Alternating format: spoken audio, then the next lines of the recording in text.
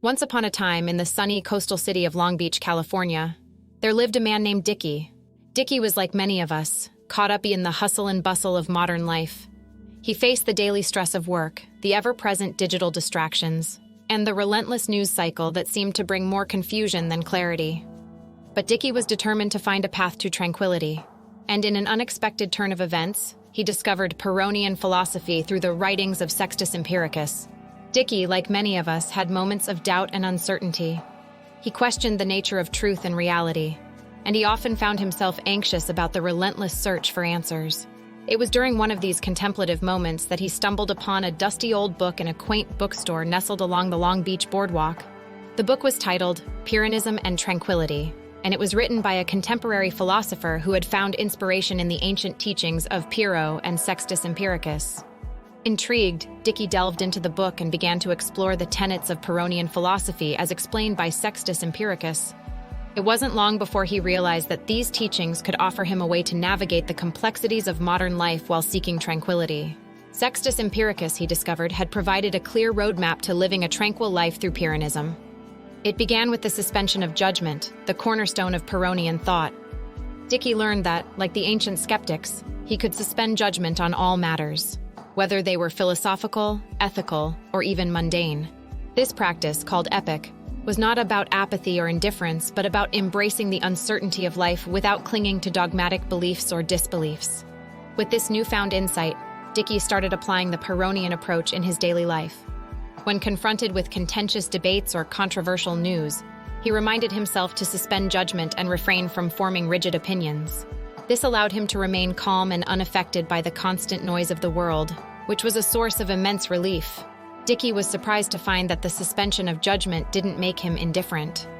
Instead, it fostered a sense of openness and curiosity. He began to see the world with fresh eyes, recognizing the fluid and ever-changing nature of reality. Rather than struggling to grasp unattainable certainties, he embraced the ebb and flow of life's uncertainties.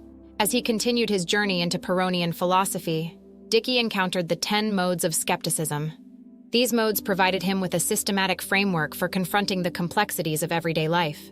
Whether it was dealing with personal relationships, ethical dilemmas, or even choosing the right path in his career, the modes of skepticism helped him maintain a balanced perspective. For instance, when faced with a moral dilemma, Dickie applied the mode of disagreement. He acknowledged that different cultures, societies, and individuals held diverse moral views. This recognition allowed him to approach ethical questions with humility and an open mind, avoiding rigid judgments and fostering compassion for others. The mode of relativity, another concept he encountered, reminded Dickie that appearances could be deceptive. What might seem certain or true at one moment could easily shift and change in another. He became adept at questioning his own perceptions and exploring alternative viewpoints, which prevented him from being trapped in a single, rigid mindset. As Dickie continued to immerse himself in the teachings of Sextus Empiricus and Pyrrho, he noticed a transformation within himself. He felt more at ease, even in the face of life's uncertainties. The anxiety that had once plagued him seemed to melt away, replaced by a profound sense of ataraxia. Ataraxia, he realized, wasn't a state of indifference, but a state of inner peace. It allowed him to navigate life's challenges with grace and composure, even when the storms of doubt and confusion raged around him. The tranquility he sought wasn't an escape from reality. It was a profound acceptance of reality's inherent ambiguity. As he became more adept at applying Pyrrhonian principles in his life, Dickie found that his relationships with others also improved. He was more understanding and patient, less likely to engage in fruitless arguments, and more inclined to listen and learn from differing viewpoints. His capacity for empathy grew, and his bonds with friends and family deepened. Dickie realized that Pyrrhonian philosophy wasn't a retreat from the world, but a profound engagement with it.